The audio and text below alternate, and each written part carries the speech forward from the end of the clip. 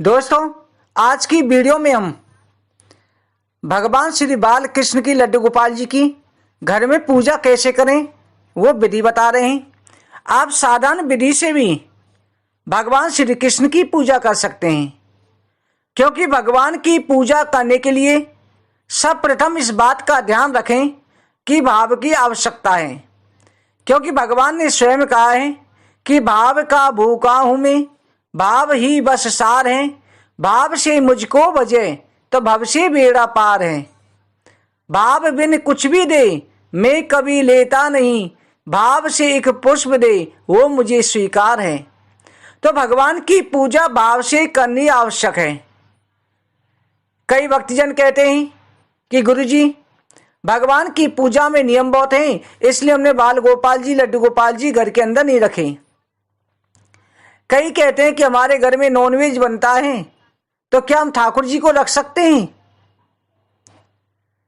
दोस्तों, उसका उत्तर यह है कि भगवान की पूजा करने का अधिकार सभी को है। क्या राक्षसों ने भगवान को नहीं भजा? क्या असुरों ने भजा? क्या दानवों ने नहीं भजा? क्या मनुष्यों ने नहीं भजा? और क्या देवताओं ने नहीं भजा?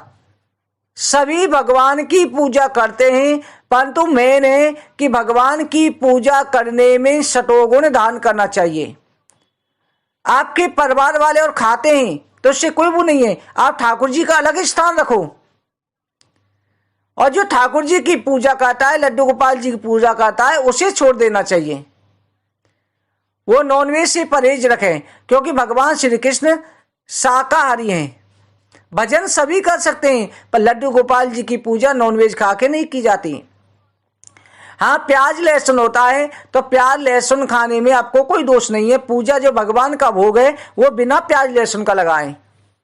और दोस्तों, भगवान की पूजा कनिष्ठ प्रकार से है। आप अपने घर में लड्डू गोपाल जी लेकर के आते हैं, तो लड्डू गोपाल जी को या तो किसी मंदिर से लें, जैसे ब्राह्मण आपको ला करके दे दें, या वृंदावन जाते हैं तो वृंदावन से कहीं से भी लें।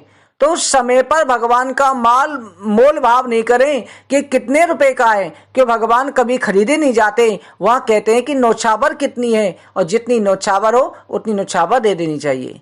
भगवान को कभी मोल भाव नहीं करना चाहिए। अपने ठाकुर जी को घर पर रखते हैं तो उनकी विधि है कि प्रातः काल किसी भी समय, जरूरी नहीं है सुबह 4 बजे जगना है, आप जिस समय जगह ठाकुर जी को जगाओ आराम से। ठाकुर जी को ऐसे रखो, लड्डू गोपाल जी को जैसे घर में बच्चे को रखते हैं, ये भाव होना चाहिए। उन्हें स्नान कराओ, जैसे सर्दी है तो थोड़े गुनगुने पानी से कराओ, अपना जैसा भाव रखो।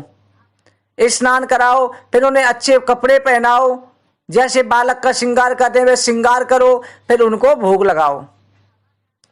प्रातःकाल दूध का, बिस्कुट का ये भोग लगा सकते हैं।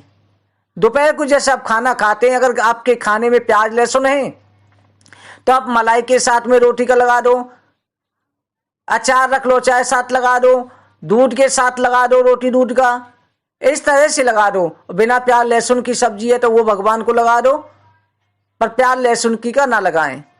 एक समय दिन में रोटी का, सुबह बाल भोग, और रात को सोते समय दूध का भोग लगाएं। और दूध का भोग लगा के उन्हें वहीं के वही बिस्तर पे सुला देना चाहिए, जो आपने बिस्तर बना रखा है। उनका श्रृंगार उतारो, और रात को जैसे बच्चे को सुलाते हैं, आप चाहो तो भगवान को लोरी भी सुना सकते हैं, जैसे नैनों में नीर भराई बिहारी जी के, या अपने बच्चे को सुलाते हैं, ऐसे प्यार से सुलाओ।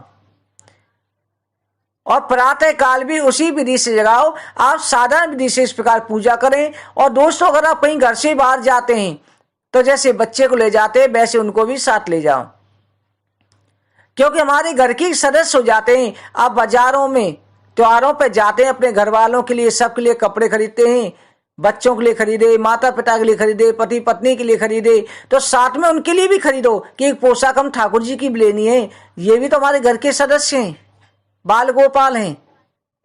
इस तरह से बच्चे की तरह भाव रखो, और बाकी आपको कोई नियम की आवश्यकता नहीं है। भगवान प्रेम से भूखे हैं। जरूरी नहीं है कि जिस दिन आप स्नान नहीं करा भगवान की पूजा नहीं कर सकते। हाथ पैर धो, कपड़े बदलो, भगवान की पूजा कर लो। सर्दियों में परेशानी होती है, वो तो घर के बालक की तरह रखने, उनके लिए मेन है भाव की आवश्यकता।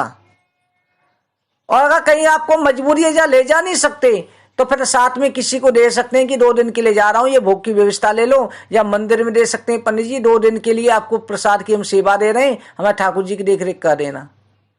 कोशिश साथ ले जानी करो, अन्यथा ऐसे कर दो, तब भी ठाकुर जी की पूजा स्वीकार हो जाती है। पर ये नहीं, बहुत घरों में होता है माता बहने भाई भगवान जी को रखते हैं, पूजा नहीं होती तो उठा के मंदिर में ले आते हैं, रखा रहने दो, ये गलत है। भगवान जी की पूजा करनी चाहिए, अन्यथा किसी भी भक्त को जो पूजा के आवश्यक है, जिनको इच्छा है तो उनको दे देना चाहिए। तो इस तरह से आप ठाकुर जी की लड्डू गोपाल जी की घर में पूजा करेंगे तो भगवान की कृपा से जिस घर में पूजा होती है उस घर में कभी कोई परेशानी नहीं आ सकती, कभी भी वंश की हानि नहीं हो सकती, वंश की वृद्धि होती है, संतान की वृद्धि होती है, धन की वृद्धि होती है, पूरे घर की बागडोर अपने हाथ में ले लेते हैं। तो दोस्तों आप इस तरह से पूजा करें।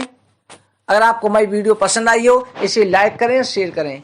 आप सभी को आगे वीडियो में मिलते हैं। जय श्री कृष्ण।